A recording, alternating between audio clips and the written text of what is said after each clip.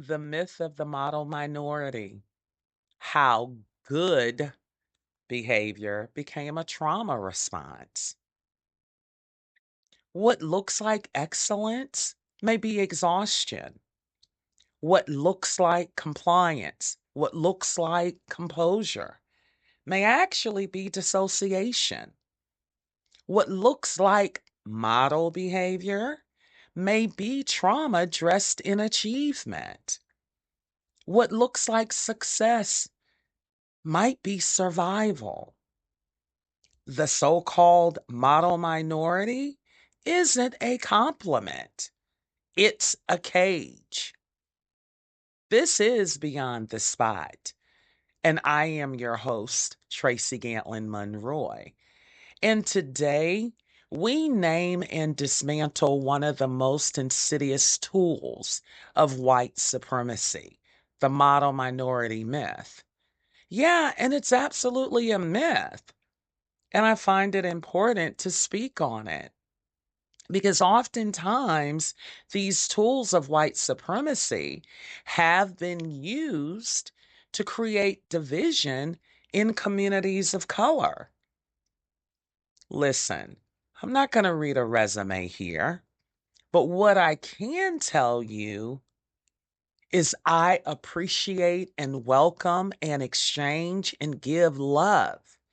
And the fact of the matter is this: to have any group of marginalized people even begin to believe that there is a such thing as a model as it comes to further marginalizing and oppressing other human beings, notwithstanding being based by their color, Black, brown, Asian. Like, what are we talking about here? This is an important conversation that I found it not robbery to sit with this because today we're going to trace its origin, its trauma, and how it not only shaped communities, but fueled internalized anti Blackness amongst BIPOC folks. Yeah, yeah. And we're going to expose how BIPOC communities, especially Asian, Latinx, and immigrant families, have internalized survival through overachievement, emotional suppression, and silence. Yeah, you will hear about how cultural trauma, silence is safety, and collective grief hide behind smiles, degrees, and politeness. I'm clear about it. The fact of the matter is, you are not safer when you are smaller. You are sacred when you are whole. And in this Black woman body, yeah, this is not just theory for me, it's experiential. I live it each and every day. Yeah, and I'm going to take some license today and we're going to have a conversation and we're going to have an exchange. Thank you for being with me for this episode. Beyond the Spot, Decolonizing Healing One Brain at a Time, is a podcast that weaves, my first love, of course, Brainspotting, and somatic informed modalities with embodied healing, cultural consciousness, and real talk about trauma, resilience, and recovery. Hosted by Tracy Gantlin-Monroy, a licensed professional counselor, spiritual healer, and the first Black female brain spotting trainer in the world. Each episode dares to dismantle mental health myths, uplift lived experiences, and restore collective wisdom. One conversation at a time. Beyond the Spot podcast is for educational purposes and is not therapy.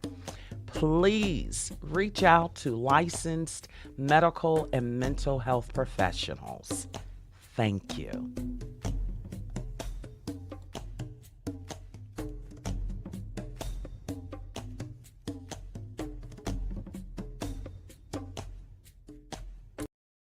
Some of you may have absolutely no idea what I'm talking about. So I'm going to kind of set up, mm, well, I want to give some operational ideas from a historical context as I begin to unpack this idea of the model minority. It's not uncommon for Asian Americans to be seen as the model minority. When I talk about minority, I'm talking about anyone outside of the dominant cultured normative. The dominant cultured normative in the US happens to be Christian, white, male, middle class or better, heterosexual even is a dominant cultured normative. And all the social locations that we've come to associate with privilege. When I talk about minority, I am speaking about those of us that are said to be on the periphery of society, the oppressed, the marginalized. That includes persons of color, that includes females, right? Because we're often seen as, no, we're not seen because from a gender perspective, male is the most privileged, dominant cultured normative, and female in and of itself makes us subordinate, marginalized, which also occupies that location of oppressed. But be clear, whether male, female, black, white, Asian, Latinx, whatever our social locations are, every one of us have some level of privilege. So let me say that. Nonetheless, I want to talk about this idea of the model minority and its origins. So, the term model minority came into use in the 1960s, and it came around the time as the Black freedom movement was challenging white supremacy and demanding justice.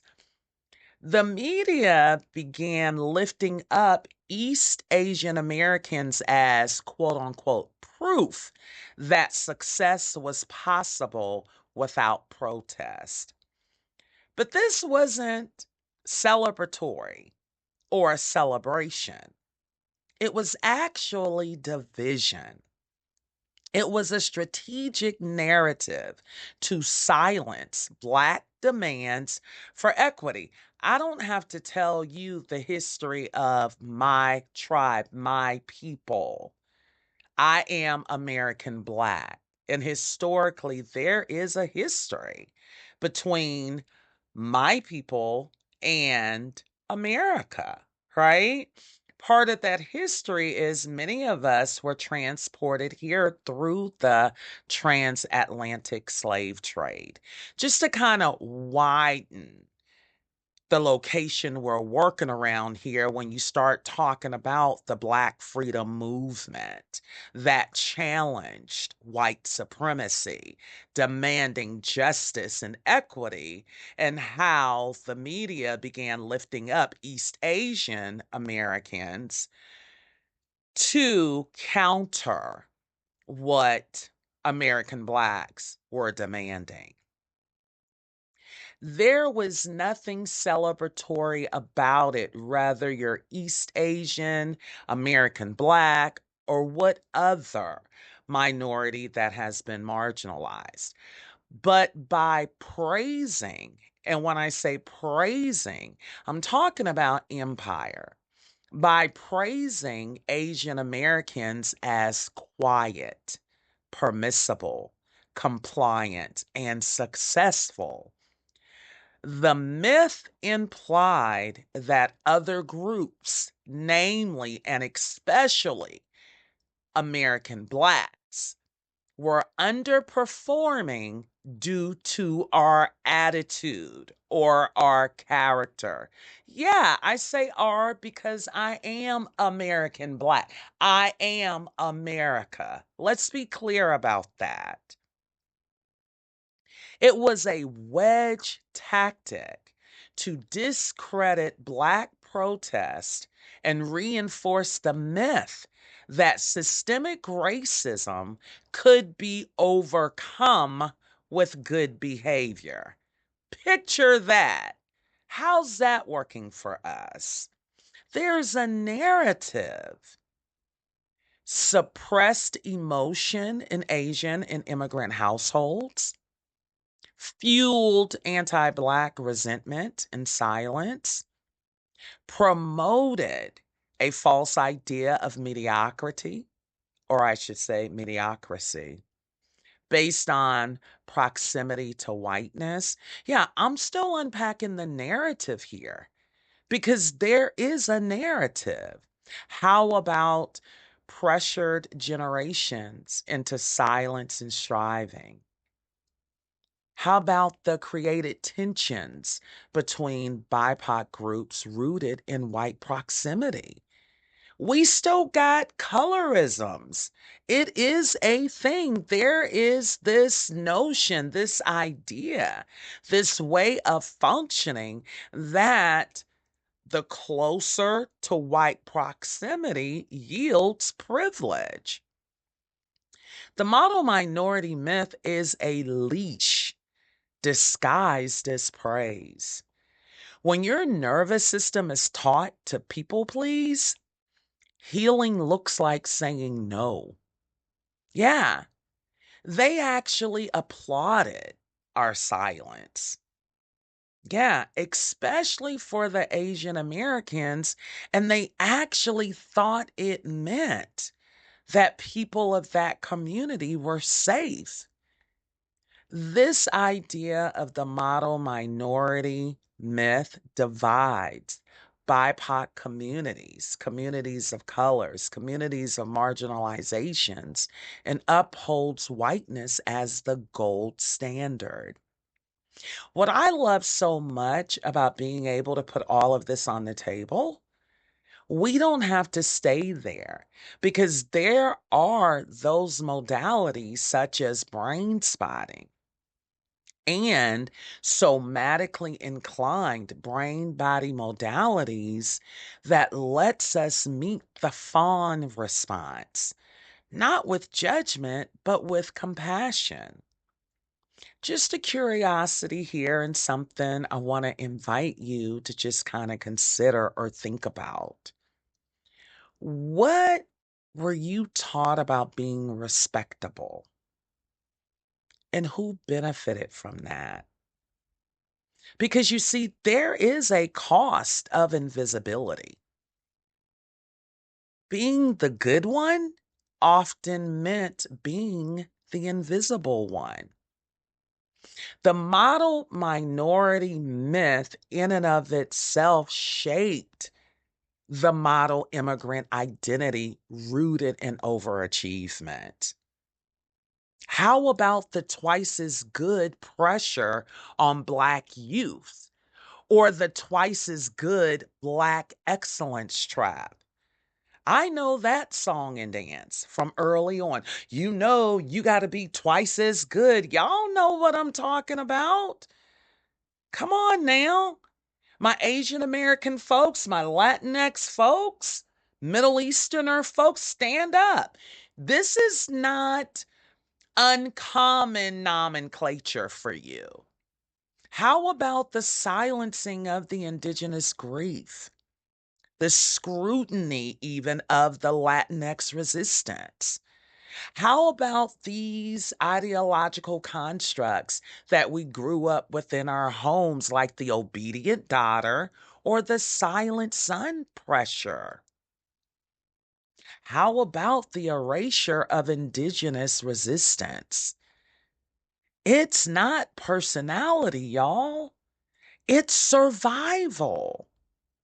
These roles were absolutely trauma responses, not personality traits.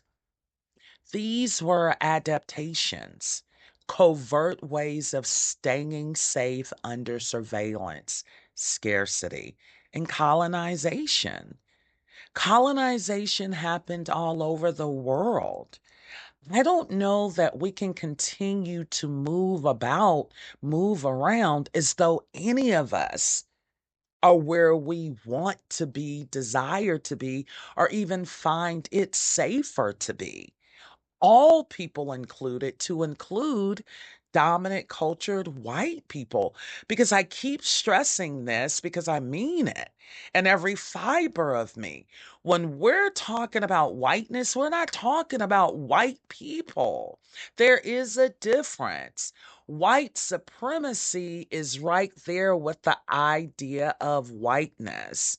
Not all white people prescribe to those oppressive, dehumanizing ways of being. Unfortunately, our country has been founded on that.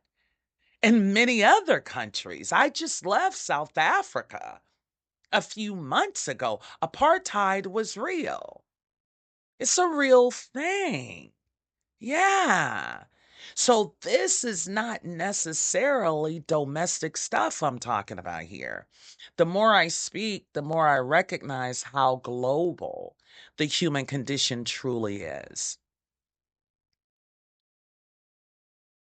Just an invitation. What survival traits were praised in your family? When did you learn that being good meant being invisible? Who told you you had to be twice as good to be safe, to be seen, to be accepted? And when does the idea of respect ever comes into the game? Just curious, just an invitation. It's not an indictment. For those of you that know, and for those of you who are becoming introduced to me, I'm real serious about this idea of decol- decolonizing, healing one brain at a time. Yeah, I'm a healer. I'm formally trained. This is not my job. This is my call. I have been more than beyond fortunate to have encountered brain spotting community. And as you know, Dr. David Grant is my boogaloo. He is my mentor. He is my friend. He is my brother. And I got to tell you, I received a healing in brain spotting training. And the whole reason I went over there was because I knew as I was transitioning into private practice in a community that looked like me, which has since been gentrified in Atlanta, Georgia. Nonetheless, I knew I needed a tool to touch deep within the human spirit. I believe absolutely every human being has a right and deserves healing. Yeah. And so brain spotting enlightened me and gave me a trauma responsive tool that I have received healing as a result of. I witness healing. It's not uncommon. And in these oppressed communities, especially our indigenous communities, brain spotting is way more Eastern medicine than Western medicine. And even as I talk about these ideological constructs, such as the model minority myth, it is a myth, and I'm going to continue to say that. Like, who's the least oppressed of the oppressed? I'm being sarcastic. Just saying, my sense of humor is sometimes a little bit off colored, but yeah. And so when I consider brain spotting and the fawn response that we often occupy as a result of racialized trauma, straight into freeze response, be clear. When we live in a constant state of proving, pleasing, or performing, That's the fawn response in our nervous system, right? There's flight, freeze, fight, fawn, faint, dissociation. All of those are different defensive survival responses. Many of us live in chronic fawn, people pleasing, overperforming, and apologizing for existing. Just think about it for a minute. Take a short inventory. I tell you what, just look up the road a couple of generations. Look at your grandma. Well, okay, look at your parents, look at your grandparents, and look at your great grandparents. And then come back to your sense of self, right? And so, what this looks like is I'm sorry on repeat. How about smiling through discomfort? I got you one. Chasing credentials to earn safety. How about avoiding conflict to keep the peace? And you're not even wrong, but you're avoiding the conflict as a fawn response to keep the peace. Brain spotting allows us to meet those parts of the nervous system with compassion, not judgment. With brain spotting, we have an opportunity to honor those responses without shame. Access and release what we once had to suppress, what we once had to swallow out of safety, for safety. We get to reclaim agency beyond performance. Just a little bit. I'm going to take you there a little bit. It says, you were just trying to survive. And then now you get to choose differently. Just an invitation here. What would safety feel like if you didn't have to earn it? Check that out. Let me say that again for the people in the back of the room. What would safety feel like if you didn't have to earn it? And I gotta have this conversation, you all, or I would not be doing justice. Yeah. Yeah, I'm gonna call it what it is. Internalized anti-Blackness. Yeah, because the model minority myth didn't just harm Asian communities. It upheld white supremacy and anti-Blackness. I didn't make this up. It's history. Look it up. The model minority myth upheld anti-Blackness. That's just the truth. I am not emoting. I am spitting knowledge, as they call it. They say I'm a scholar. I'm just saying, Google it. I'll make it easy for you. You don't even have to tap into a virtual library or anything. The fact of the matter is, the model minority myth subtly taught many non-Black BIPOC folks that you're acceptable if you're not like them, Tracy and her people. This legacy of divide and conquer still plays out in how we internalize proximity to whiteness. It told Asians, Latinx, and non-Black BIPOC folks, if you behave, maybe you'll be accepted like them, not punished like them. Now, guess who the thems are? Yeah, if you behave, maybe you'll be accepted like them, dominant, cultured, normative white people, and not punished like them, American Black folks. That's an easy one. That myth didn't unite us. It divided us. It taught us to aspire to whiteness, to perform safety. and to distance ourselves from Blackness to survive. This didn't happen in a vacuum. It's structural, just like racism. It's systemic, and it's harmful to all of us.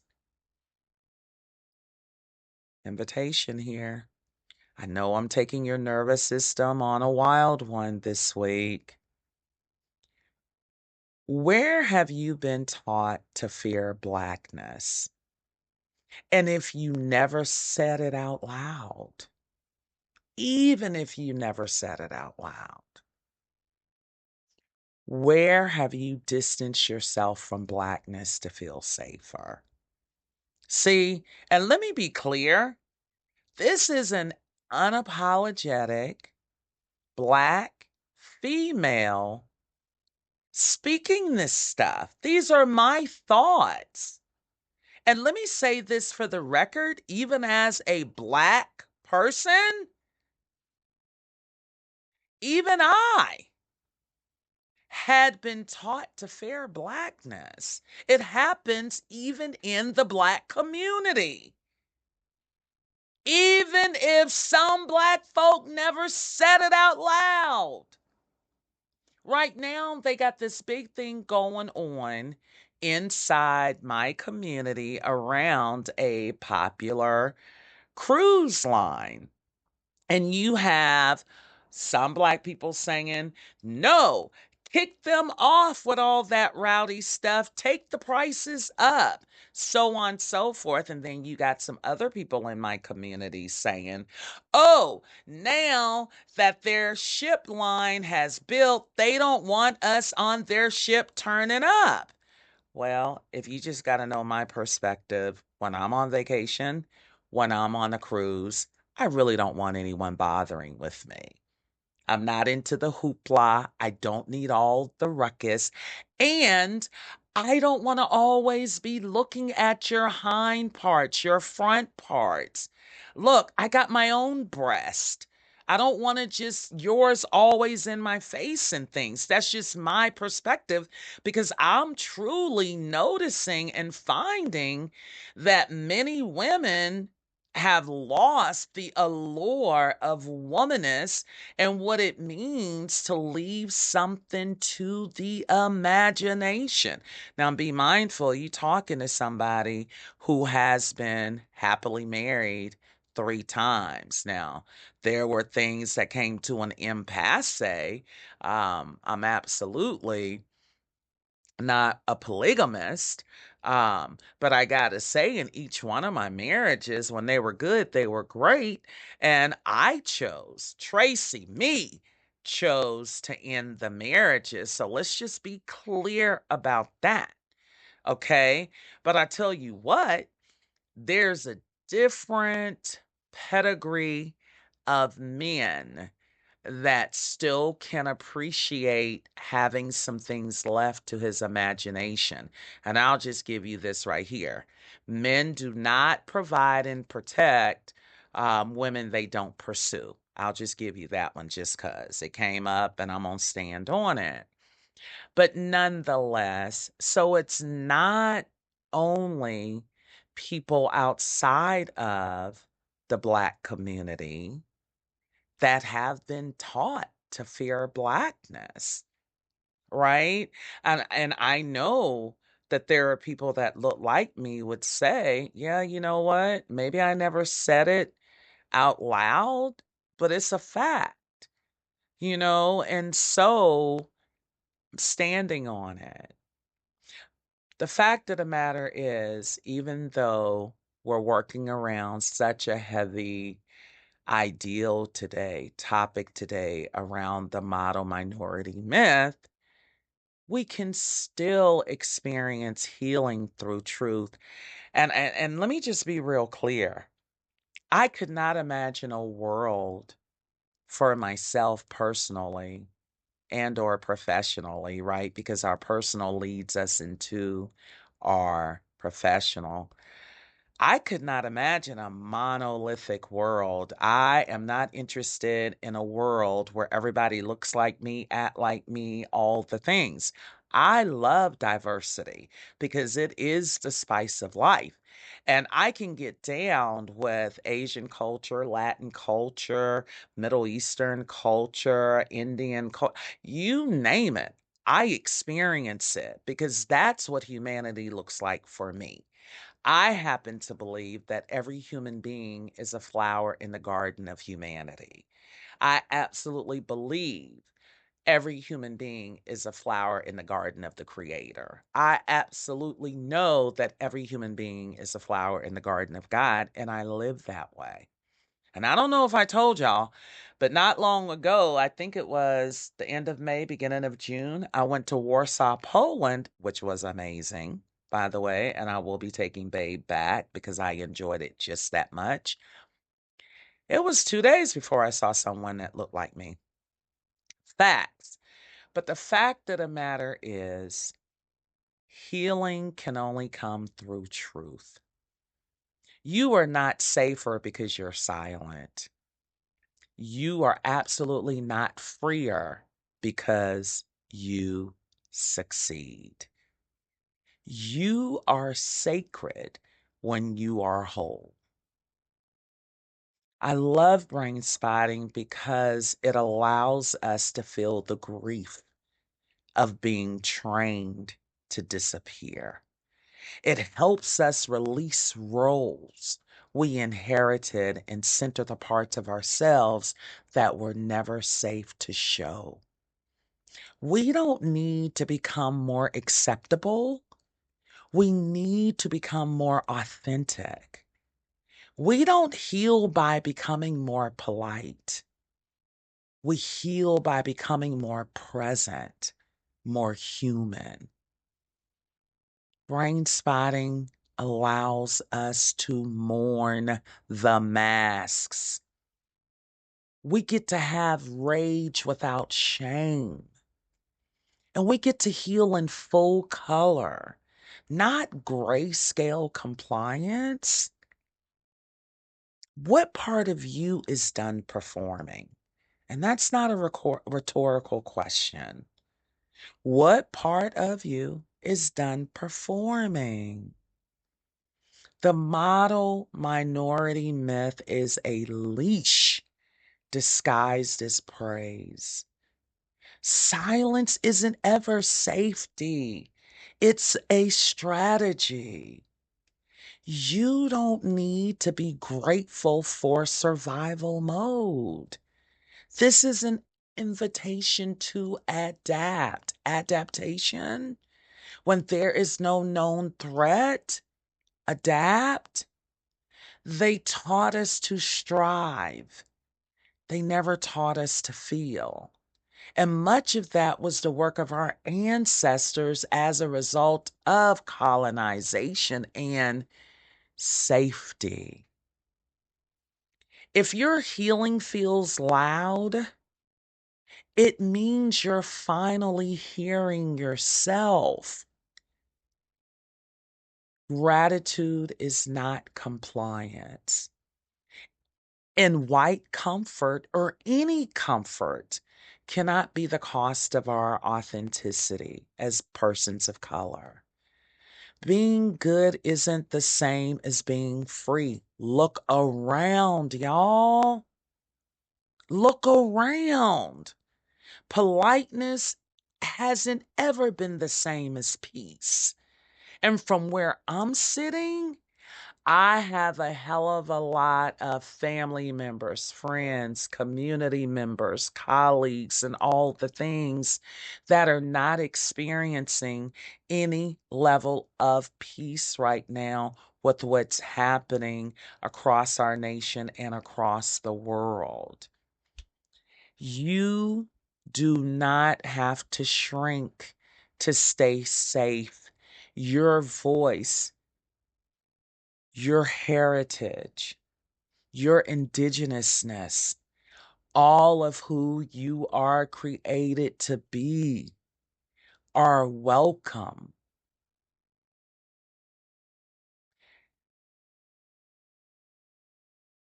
I intentionally paused in this moment And I do want to give some invitations to you. What model identity were you praised for living up to? What emotions did your culture make unsafe? What did you have to achieve to feel worthy? What would it look like to show up without performing?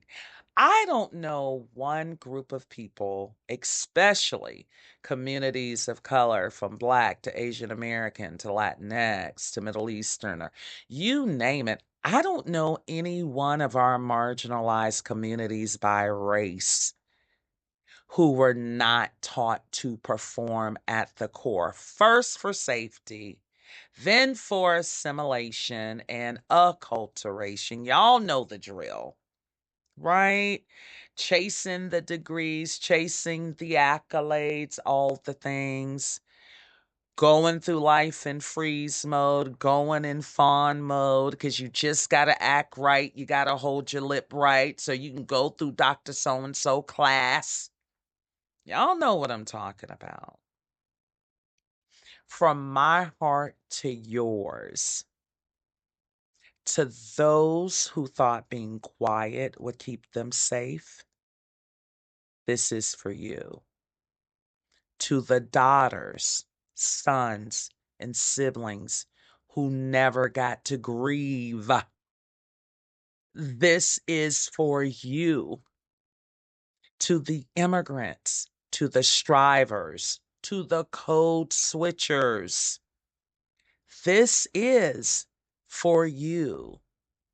To those who tried to earn love through silence, grades, hustle, or gratitude, this space is for you. This is Beyond the Spot. I am Tracy Gantlin-Monroy, licensed professional counselor, brain-spotting trainer, and I'm telling you, you don't have to be good to be free. You get to be whole. You have a birthright to your wholeness. Let's rise together without apology. If today's episode resonated with your nervous system or your spirit, share it with someone who's still unlearning and reach out to me. My website is gracecommunitycounseling.com. You can reach me on Instagram at Monroy LPC. That is MONROY LPC. Also, I have offerings from retreats to brain spotting trainings to workshops, you name it. And I am also a speaker. So if you ever need a speaker with my skill set, look me up. Give me a call. Let's see what can happen. And absolutely for you, clinicians and adjacent body healers, feel free to reach out and attend a brain spotting training. We have trainings all the time. Thank you.